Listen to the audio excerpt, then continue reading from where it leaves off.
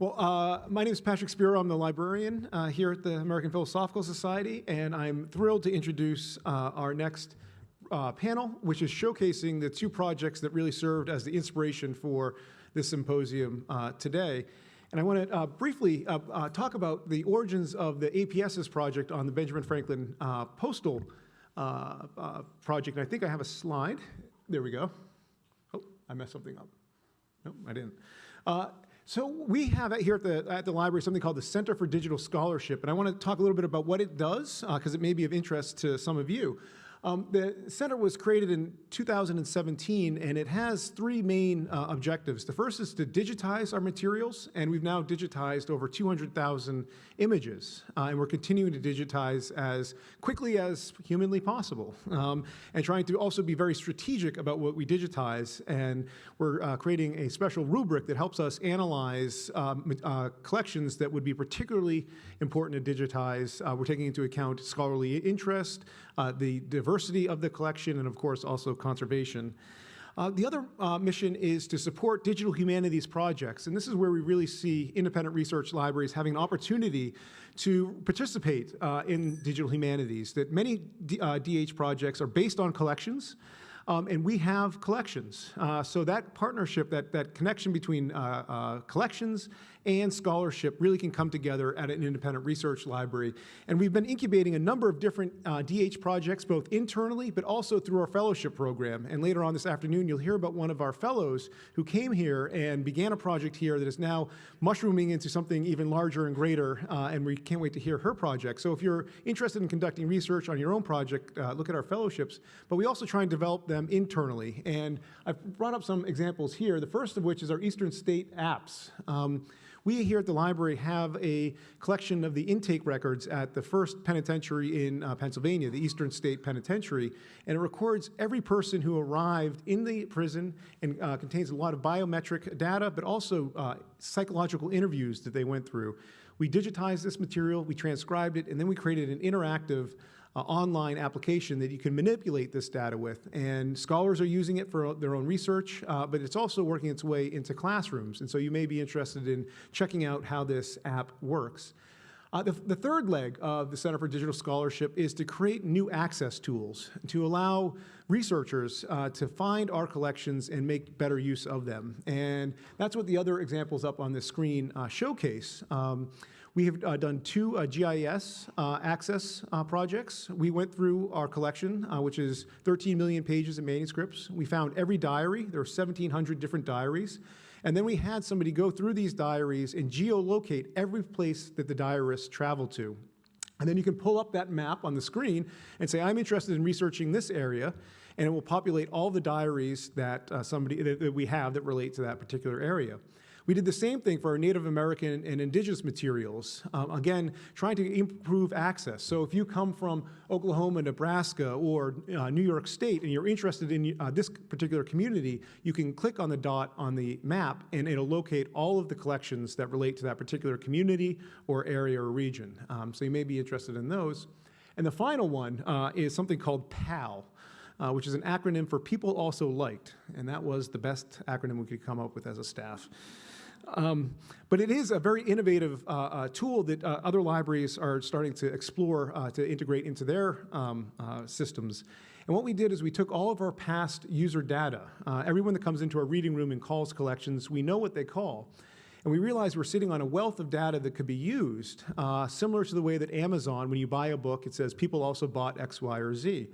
And so now when you come into our reading room and you call a collection, we have an algorithm that will help you identify collections that might be of related interest. And it's a very useful tool in other libraries. It's an open source tool that we've developed in-house. So that's what the Center of Digital Scholarship does, and I now want to introduce two of its staff members. It's only two staff members.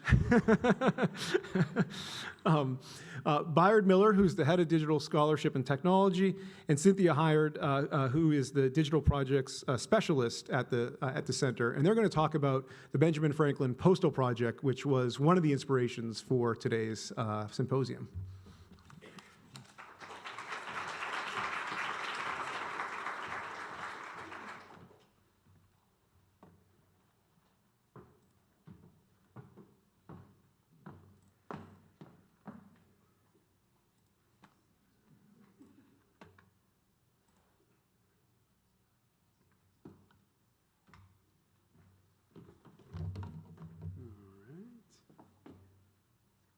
It's up. Oh, there it is. Great. Thanks, Patrick. Good introduction. Stepped on my toes a little bit, but not too much. Patrick said I'm Bayard Miller. I'm the head of digital scholarship and technology here at the APS, and part of that job means I'm also the head of the Center for Digital Scholarship. So here at the CDS, I find our main charge is to promote APS collections using digital methods and to continue to find innovative ways to allow for researcher access to our materials. So essentially, it boils down to three important words: available, findable, usable. So such a large part of what we do as archivists and librarians is to make our resources available, findable, and most importantly to me, usable. Here at the APS, we've been doing a great job at this. Our collections are easy to find via our EAD finding aids. Our printed materials are meticulously cataloged in our OPAC. For several years now, the APS is committed to enhancing access to our holdings via our digitization program and the growth of our digital library. And of course, digitization is great. It's a great way to get our resources out there. But a few years ago, we thought, hey, wouldn't it be cool if we could move a little bit beyond digitization and take it one step further and open up the information on the page, open up information on the digitized page to a way it's more conducive to research. So for us, the next step was open data. So to take this to the next step and move beyond digitization, in 2015, we officially adopted our Open Data Initiative. So under the initiative, we actively, one, identify content in the library that's conducive to being reconfigured as data sets. This includes ledgers, account books, meteorological records. And two, we encourage the use and reuse of this data by opening up to all and easing access to the data found on those digitized pages. Our goal is to make some of our material, which might be difficult for researchers to use otherwise, more accessible and suitable for computational analysis. And so far, we've been quite pleased with this strategy. It's yielded 3 projects, 7 completely open data sets. These projects have centered around 3 data-rich items in the APS library, including, as Pat mentioned, the Eastern State Penitentiary Admission books that you see right here. And also our most recently published project, which is a massive data set of over 5,000 indenture records collected at the Port of Philadelphia in the 1770s. On a side note, we're pretty excited. Our new Digital Humanities Fellow just started yesterday, and she's going to be here for the summer to help us dive into this data set and see what we can find. But it should be no surprise that I'm here today to talk about records kept by this gentleman. Fun fact, behind this image is the actual original painting from which it comes from. So everyone certainly knows about Benjamin Franklin as statesman, Franklin as printer, as innovator, and inventor, of course. But a lesser-known aspect of his life is that of his longest-held position, that's of postmaster. First of Philadelphia in 1737, then of the colonies from 53 to 74, then as Postmaster General in 1775, voted in by the Continental Congress. So lucky for us, in addition to all the other wonderful Franklin material we also have the meticulous records that he kept during this time period. So we chose Franklin's postal records not only because we have sort of a thing here for Franklin, as you all know, but really because they're an underutilized and often overlooked resource that really lend themselves well to analysis using digital humanities methodology. As Patrick mentioned earlier, until now, these postal account books have only been described in summary because they were not deemed significant enough to reprint in full or part. In fact, when the esteemed editors of the Papers of Benjamin Franklin composed Volume 2 of the series in 1961, they decided that, and I quote, "The thousands of entries are individually of no historical importance and are not reproduced here. Rather, each book is described in sufficient detail to make clear its nature and to suggest the light it may shed on the operations as Franklin as postmaster at Philadelphia." So here we sort of disagree, and thanks to the capabilities of newer computational methods, the goal of this project then is to correct that omission. So this project began in earnest really 2 summers ago when we first digitized, by we I mean Cynthia first digitized the 372-page postal book that Franklin kept from 1748 to 1752 during his tenure as postmaster of Philadelphia, as you can see here. We then, what we say is datafied it. We carefully restructuring it and refining the information so that it can be more easily analyzed, as seen with this lovely spreadsheet here. This data set, as well as all the other data sets that I mentioned previously, can be found in our digital library, on our GitHub repo, and they've all been published by the Magazine of Early American Datasets. So we chose this book in particular, the one from 1748 to 1752, because it was the most detailed of his account books and because it's beautifully structured for our purposes, as you can see here. Early on, we were super excited for the potential of the data found in the ledger because it tells us who the mail is coming to, where it's coming from, the weight, the cost, and whether or not payment was made. And our hope was that it would reveal networks of information throughout colonial North America. But while the detail of the post coming into Philadelphia is super rich and informative, we quickly realized that the accounting of the post leaving Philadelphia was a little less so. And as you can see here, it was all recorded in the aggregate. And this is great, so we can see how much mail is going to which colony, when it's going, but we still have no way to tell who is sending it or who's receiving it. Of course, all's not lost because we still have our data set. And this data set's still rich and can offer us a glimpse into inner workings of colonial Philadelphia, amongst many other things which we'll find. So basically the goal now is to take this project to the next level. To this end, we've digitized and are in the process of transcribing the rest of Franklin's postal books and selections of his general account books. We think that this new corpus will really enhance our data set by allowing us to dive in and work to make sense out of the data. Personally, my hope is that we get this project out there, we raise awareness of it, get folks using the data sets, and then really push it out there, and then someone out there, or either another institution or a private collector of some sort, will reach out to us and say, hey, I've got these similar account books for one of Franklin's postmaster contemporaries. Then we could probably really start analyzing those networks, the to and from. But until then, we'll focus on what we have. And here to show you a little bit about that is Cynthia Heider, our digital project specialist. This advances it. Thank you.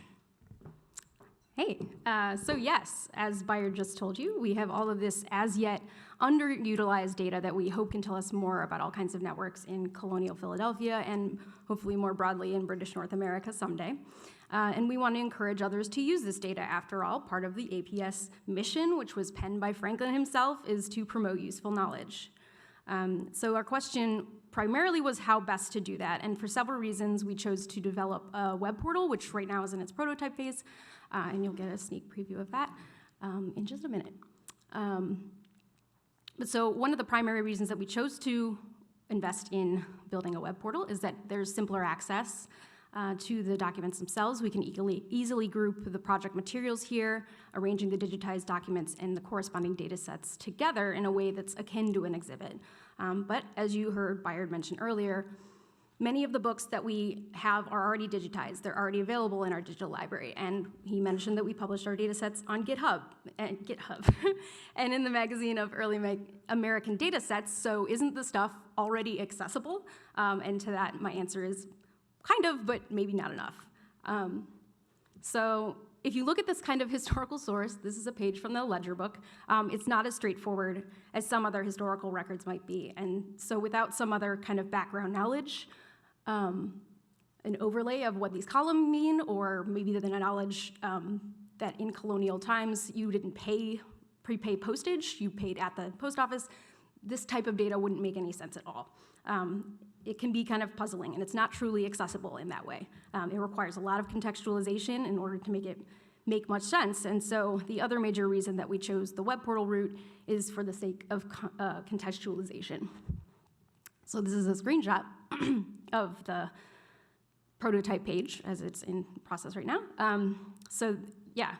Here we can tie together the documents and the data with some preliminary interpretation, which is equally as important. And the first step to this was to showcase some sample visualizations and data stories to try and bring the data to life. I love data, but it can be hard to analyze or conceptualize exactly what it's saying sometimes, as I'm sure you've surmised from all the panels that you've sat in on today. And graphical representation of data, as the esteemed Edward Tufte says, it helps reveal data. And so I want to show you what I mean. How do I do that? Boom. Okay. Eh? Mm-mm. Just messed it up, Jeremy. Oh, I would just hit that, yeah. Boom, there we go. Do we have a mouse? No worries. Cool. It's on. Oh, it's on. Sorry, everyone. Live demos. Live demos, Woo! yeah. All right, there you go. There we go. Okay. Cool. Great. So this is our prototype of the page where we kind of situate our findings. And so, as you can see, we've made some preliminary data stories, done some preliminary data visualizations with the information from the 1748 to 1752 postal book that we have. But I want to walk you through just one of them today, and it's this one right here, which areas of British North America were in communication with each other. So this is one of the first questions that I had when we started to dig into the data. And so using a tool called Tableau, I created a representation of the data that was available in that postal ledger. So you can see here, it's sorted by the year, and then within the year, the origin, city or state or colony from which it came. So it's clear to see here from this part of the graph that most of the mail incoming to Philadelphia was from New York and Boston, and that's not really a big surprise. But then I noticed that New Jersey seemed to have a really small proportion of mail coming in, and that's kind of odd, right? That's weird. When New Jersey's right here, you would think that there would be more overlap with what's coming in and going out. So to contextualize this, I turned to some population statistics from the time period, which are notoriously unreliable, but I did the best with what I could with information compiled by the Census Bureau about this time period. And so comparing that data to the original data set,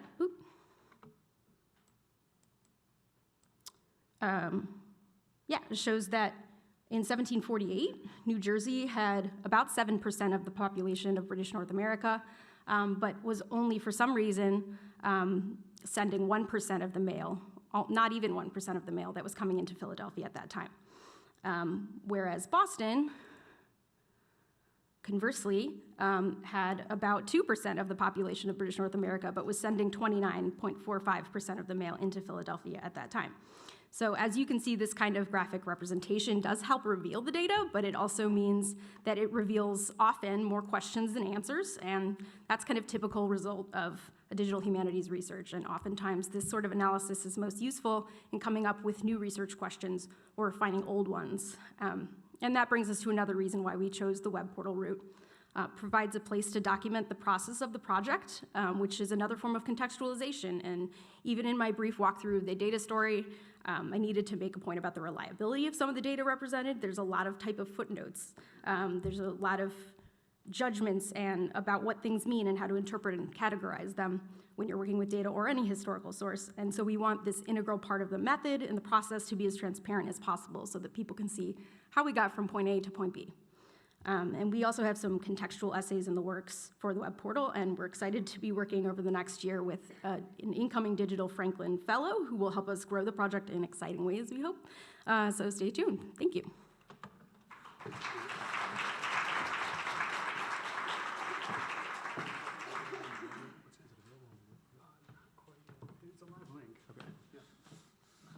Great. So that is the first project that inspired this symposium, and thank you, Bayard and Cynthia, for presenting that. We'll have time for Q&A after our next presentation. And Bayard has just let me know that there is a live link now to that website that you all can visit, and he'll send that around to everybody here. So you're yeah. So the next inspiration was the Cybernetics Thought Collective Initiative, which was housed at the University of Illinois Urbana-Champaign. And a few years ago, we received an email or a call from Bethany Anderson saying, hey, I have this idea. Would you be interested? And the idea was if she were able to connect a number of different repositories around the globe who have collections that relate to the early days of cybernetics, would we contribute digitized copies of our material alongside all these other institutions? And then she promised that she would work with the computer science department to have them develop a tool to analyze OCR this material and recreate intellectual networks from the post-World War II era America. And we said, oh, that sounds like a great idea, sure. And she and her colleague, Chris Prom, are both here today to talk about the results of this project. They received an NEH grant, a small grant, which is to fund startup. Basically, the NEH gives $50,000 to good ideas to see if they can make the good ideas real. And I think both Bethany and Chris are going to show that they have done that at Illinois. So it's my pleasure now to introduce Bethany Anderson, who is now the University Archivist at the University of Virginia. She's recently moved. And Chris Prom, Associate Dean for Digital Strategies at the University of Illinois. And he holds a PhD in history from the University of Illinois as well. Do you both want to come up?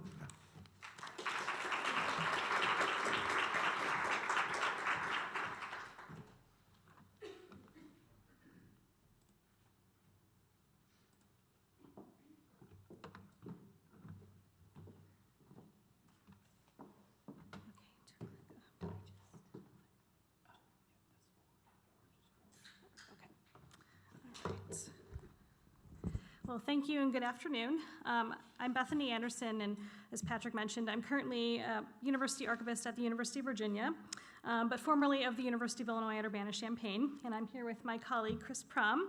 And we are two of several colleagues who comprise the Cybernetics Thought Collective team. And although most of our colleagues couldn't be here today, it is their collaboration and vision which has shaped this project into one with exciting possibilities. We'd also like to thank our colleagues at the 3 repositories that we partnered with for this project, Jonathan Pledge at the British Library, Charles Greifenstein of the APS, and Tom Roscoe at MIT. And we also want to thank the APS for having us here today. It's really exciting to be able to talk about our project in the context of this symposium, particularly because Charles Greifenstein from the APS was one of our collaborators, and we really appreciated all his collaboration for this project. So the Cybernetics Thought Collective is a collaborative effort among 4 repositories that maintain archival records vital to the exploration of cybernetic history: the University of Illinois Archives, the APS, the British Library, and MIT. Funded by the NEH Foundation's grant from the Humanities Collections and Reference Resources Program, the pilot project started in May of 2017 and just ended in April of this year.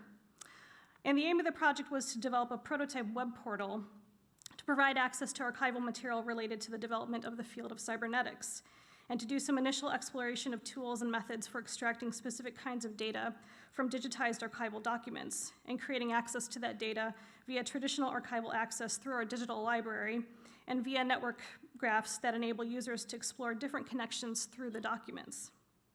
The project enabled the 4 repositories to digitize the personal archives of 4 founding members of cybernetics: Heinz von Forster, whose papers are held by the University of Illinois; W. Ross Ashby, whose papers are at the British Library; Warren S. McCulloch, whose papers are here at the APS; and MIT's Norbert Wiener's papers.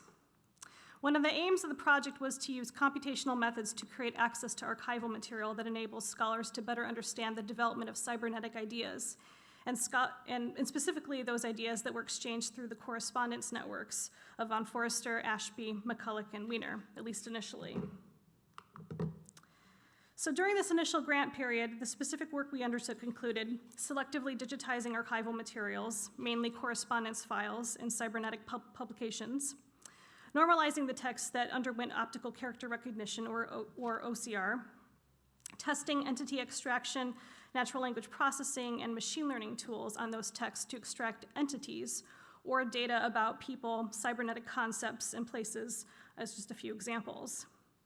And preservation of all these texts and data in the University of Illinois Preservation Repository, and access through both the Illinois Digital Library and exploratory visualization tools in an integrated prototype portal. So for those of you who aren't familiar with cybernetics and its history, I'm just going to provide a very, very basic overview, mainly talking about its emergence as an interdisciplinary scientific movement. There are 2 pivotal and interrelated events largely responsible for the emergence of cybernetics. One is the publication of Cybernetics, or Control and Communication in the Animal and Machine, which was published in 1948 by mathematician Norbert Wiener. The other is a series of conferences that were held between 1946 and 1953 that were hosted by the Josiah Macy Jr. Foundation and were for the most part held in New York City. They were known officially as the Macy Conferences on Circular, Causal, and Feedback Mechanisms in Biological and Social Systems, so it's quite a mouthful. And the meetings initially sought to synthesize ideas and knowledge around questions about behavior and information feedback for both organisms and machines. The Macy Conference participants included several famous scientists and social scientists, including Margaret Mead, John von Neumann, and Claude Shannon, and many others, as well as the 4 individuals who are the subject of this grant project. And while these scholars met together at the conference on only a few occasions, they used a variety of other means to create a scientific thought collective around cybernetics. As defined by scientist Ludwig Fleck in his influential publication, Genesis and Development of a Scientific Fact, a thought collective is a community of persons mutually exchanging ideas or maintaining intellectual interaction. The Cybernetics Thought Collective lasted for 3 decades that followed the Macy Conferences, and the 2 U.S. contingents of the Cybernetics Thought Collective were based at primarily 2 interdisciplinary research centers: the Biological Computer Laboratory, or the BCL, which was at the University of Illinois, and the MIT Research Laboratory of Electronics. So one of the reasons that we sought this grant was to see how we might create archival access to the context of this thought collective, which survived not only at MIT and the BCL at Illinois, but also in the geographically dispersed papers, records, and private correspondence of the scholars who engaged in cybernetics research. So the Macy Conferences was this foundational, unique moment that created a transdisciplinary community around cybernetics and the emergence of cybernetic ideas, which then in turn had some influence on various disciplines, such as computing. So as archivists, the questions that arose for us were, how could we connect the personal papers, especially correspondence of some of these individuals who attended the Macy Conferences and engaged in cybernetics thereafter? And 2, there's been quite a bit of talk in both the historical and archival communities about scientific correspondence networks. The Darwin Correspondence Project at Cambridge is a really good example of this. So the question for us was how we could create access to this intellectual context, how we could enable users to explore how ideas were exchanged in the cybernetics network that formed from the Macy Conferences. So this is maybe a tall order perhaps, but we hoped that we could find tools that would enable us to make cybernetics materials computationally amenable to scholarly analysis and reuse. Computational methods that utilize natural language processing, or NLP, named entity recognition, NER, and machine learning, ML, technologies have been adopted in several archival and digital humanities projects seeking to reveal contextual information in digital archival material to facilitate either archival appraisal, access, analysis, and reuse by users. So we had the idea to try something similar. And the University of Illinois has a cognitive computation group, which is part of the computer science department, which has developed and explored a number of NER and NLP tools. So we thought we might partner with this group for the grant project to see how we might apply NLP and NER to the material of the 4 cyberneticians. We thus wanted to be able to test different software that would enable us to explore the use of automated annotation, entity extraction, and machine learning on this material. While it didn't occur to us at the time when we submitted the grant proposal, we realized later that during the course of the project that many of these tools were in some form or the other kind of informed by cybernetics. So it became a sort of cybernetic project of cybernetics. And we like to think that this type of work that we did was anticipated and was anticipated and made possible, at least conceptually, by cybernetics. And we want to retrospectively apply technologies they saw as merely having potential. So we think, hopefully, the 4 cyberneticians of this project would have approved of these methods being used on their own personal archives. So we hired a few programmers for the project who started work by initially testing different software. In addition to the software from the U of I Cognitive Computation Group, we were very fortunate to have Stephen Wolfram, who is the creator of Mathematica, on our board of advisors and as a donor of technology resources to the project. So we first tested out some of the tools from the Cognitive Computation Group, but found that some of those tools had a couple of different limitations, including limits on number of queries and text size, for example. So then we began testing out Wolfram language, which did not pose as many limits in a certain regard and was easier to use, but we ended up actually using quite a few different tools for the project, which you can find more information about at our GitHub repo. So now I will turn it over to Chris, who's going to talk about archival access and some of the other methods that we used. Okay, thank you, Bethany. I would like to provide just a brief overview of some of the technologies that we used in the project.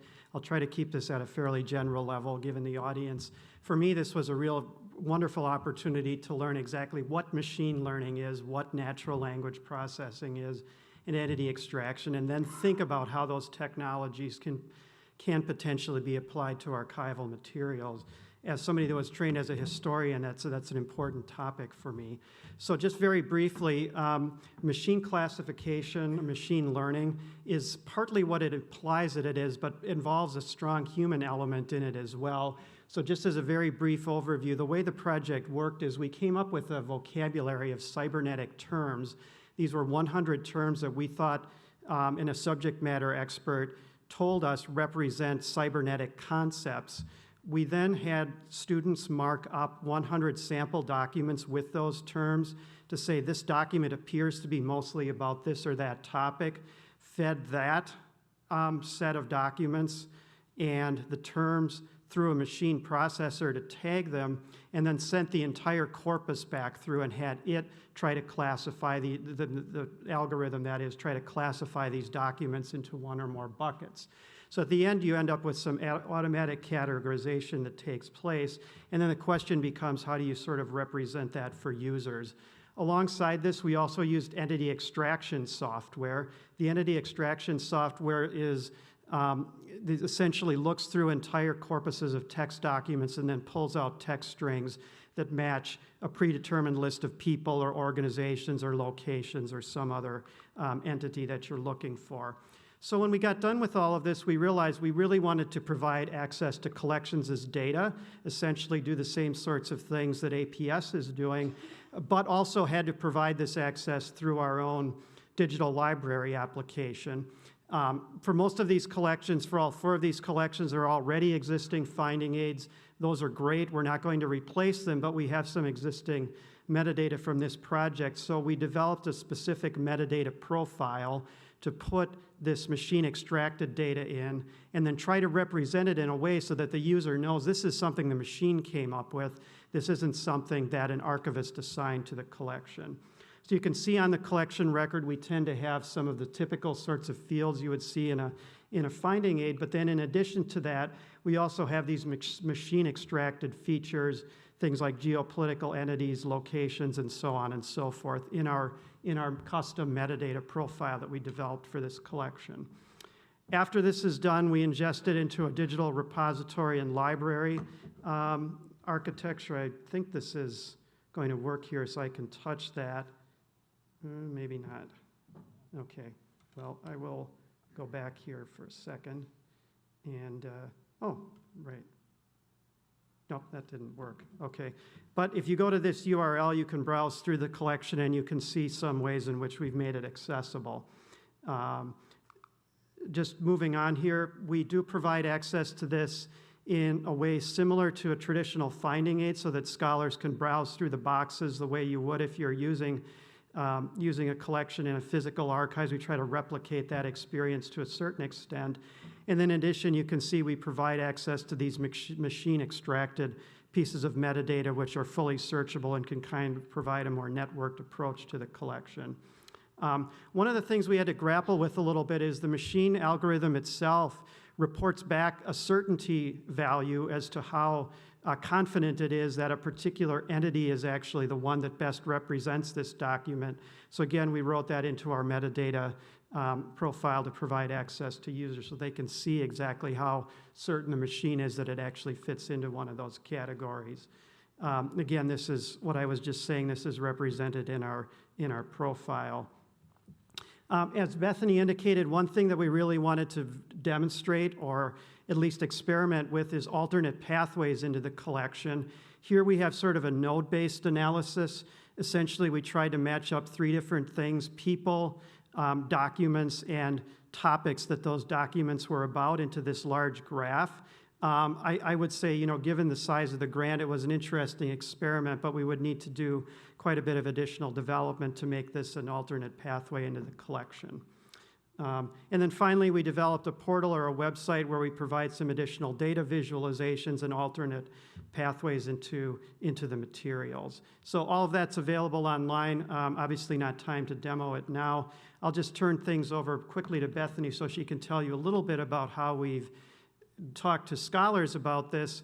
We're most interested in finding out really from audiences such as the one here at APS today, what types of functionality you would like to see in these digital access systems more generally, because that's extremely important to us as we consult with user communities.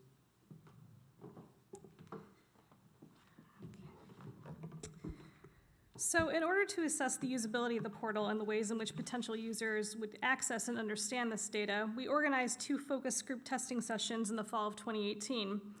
And questions were asked via a web form followed by an in-person meeting for one of the focus groups. The participants were asked to perform a series of tasks, including gathering information about the portal itself and the project, and locating specific materials within the digitized content about persons and subjects. And overall, the focus groups noted that the site was really easy to navigate and the purposes for which the site could be used were understandable. However, some of the content requires more explanation to make the information about the cybernetics and its history more accessible to all audiences. And this was a particularly good point, since this portal is hosted at a university, we want to make sure that this is a resource that could be, used in classes by faculty members. So, not just for one particular group of scholars. So we'd like to, try to find ways to expand it and make it more accessible to, broader audiences. The focus groups ultimately suggested that the Cybernetics Thought Collective team consider creating a more integrated visualization experience for users of the portal. As Chris kind of mentioned, this is something that we would have to devote some more development and testing to in order to be able to also create a way for users to influence the visualizations by creating individual queries so that they could have more control over that. A few of the participants also noted that it was important to access the content through traditional archival organization and not just organizations. So there is still a lot of need for accessing archives in a way that you would in a reading room. So this feedback from the focus groups made it clear that the Cybernetics Thought Collective team should have 3 priorities moving forward. Number 1, to provide more explanation about the visualizations and how they can be used. And number 2, to enable the users to have more control of and influence over the visualizations. And the third one is to better integrate the extracted metadata and digitized documents with the visualizations themselves. So this pilot project took a number of twists and turns and opened up a number of new questions about archival access, which we hope to continue exploring. And the data extracted from the project has been processed and is ready for more machine learning work so that we can work on refining the training set and its parameters, and also make that data available to users if they want to play around with it themselves. However, we would hope to expand the boundaries of the Thought Collective, which raises a few questions about adding additional handwritten text, which is undoubtedly an important part of correspondence files of the 20th century, and making sure that we can get those transcribed quickly and efficiently. And there also may be some utility in exploring machine learning for transcription at a future phase, which is something that we had talked about as a team. We also want to consider how to create a model where repositories can add materials related to cybernetics and how to define the boundaries of an inherently interdisciplinary science, or whether we should even worry about that. We also hope to apply for the next grant in the NEH Humanities Collections and Reference Resources Program for an implementation project that would enable us to expand on this work and explore further some of the questions that arose. So I'll turn over to Chris to wrap up.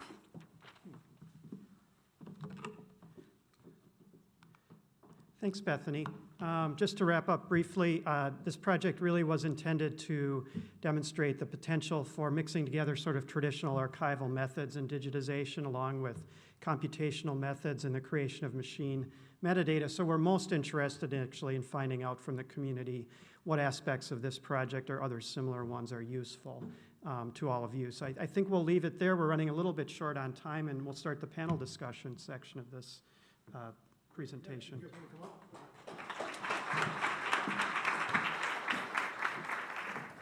I think we have time for a few questions. Yeah, Professor John?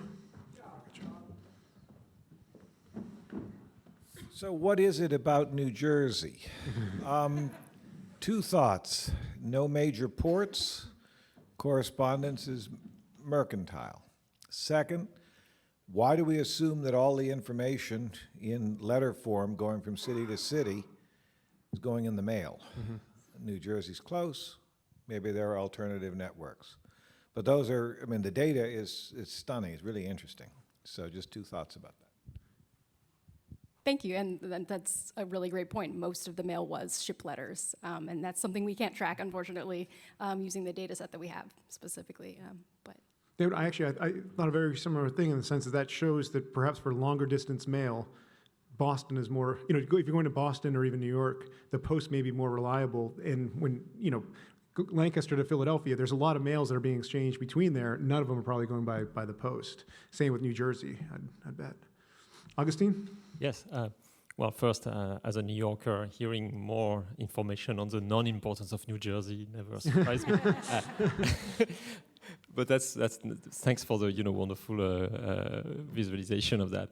I had a question actually for the second project. I mean, cybernetics and AI were kind of the twin enemies, and I thought that could be of an interesting theme to study in your data. Why, in the end, artificial intelligence sort of created a few years later as a sort of alternative method, alternative thinking, containing some of the superstars you mentioned, like Shannon and others.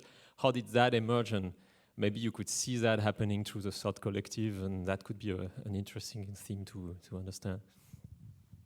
Right. Potentially, yes, I think so. One of the interesting things is I think if those sort of tensions are emerging in this collection, the fact that we've run through this entity extraction and the machine learning would at least open up the possibility of finding some of those documents. I know we were having a discussion with somebody earlier today about the ways in which this project actually surfaced some correspondence that we didn't know existed simply because it had been tagged as relating to a particular topic as part of the project. So if you go to the interface, all of these cybernetic concepts, all of the metadata that was pulled out is searchable and linkable, and there's a method to sort of interrogate the documents that we didn't even know, sort of shed light on some of these topics previously. We obviously would have never been able to index all of this manually. There's just too much of it. Bethany, you probably know better than I do how many pages of documentation were included here, but there's so many essentially that we ended up indexing things at the folder level and providing access to a PDF for an entire folder of correspondence rather than breaking each individual document out. Yeah, and to your question too, I had a discussion when I attended the History of Science Society meeting a couple years ago and was talking about this project with them, and they had a question about the relationship between AI and cybernetics, and I don't know enough about this, but whether AI sort of came out of cybernetics or was a parallel thing and there was some relation there, but I mean, one of the things that would be great to hear from users of our portal is, what they find from that, if anything. So, making this data available and seeing what comes out of it would be really interesting. Yep. Last question. Thank you to both of the groups, but my question/comment is for Bethany and Christopher. Bethany knows, but to everyone else, I'm one of the users of the portal. I think it's super helpful. I'm very jealous of the people who are going to study cybernetics now when there is this portal, because I began my research when there was no such a thing. It probably would have saved me at least a couple of months. But anyway, I was wondering if you could maybe elaborate on what you said, that you maybe could add more details to the metadata. And you know, I used your portal. There's really a lot of metadata, and you have these nodes like theory, information, and you know, other concepts that that you came across in all the correspondence and published papers of all these different cyberneticists that you mentioned in your presentation. I was wondering how you envision, you know, adding all the details about the meaning of these concepts and what limits you see in this project. Thanks. Sure. So, as Patrick indicated, this was a relatively small sort of pilot grant from NEH, and about $50,000. And after the project was done, we actually had a little bit of money left, so I hired a student essentially to study sort of the question you're talking about. So when we look at the end of the day, we sort of have three types of entities at play here. There are the people who created things, there are the documents they created or the records they created, and then there are these cybernetic concepts that we have about each of these documents. So you have three sorts of things that I had hoped that we could build sort of a node-based, a graphical means to kind of interrogate it and move from node to node. The tricky thing with that is, from a technology perspective, it's a lot more complicated than I had thought it would be. So even as a simple step, I asked the student working on this project to begin adding URLs into each of the nodes. So when you reach one, you can click on a URL and then go to see documents related to that one. She began some experimentation through Tableau, came up with some good provisional results. But if we were really to move this along sort of to the next step, we'd have to build that kind of capacity in as part of a secondary grant. It is something that the archival community has talked about a lot. If you look back even in the early 2000s, Greg Bach at the University of Manitoba talked about these sort of graph-based or node-based browsing systems, but the full sort of facility of it hasn't yet been fully developed or demonstrated in this domain anyway. Well, thank you all again for your work and the demonstrations. Thank you.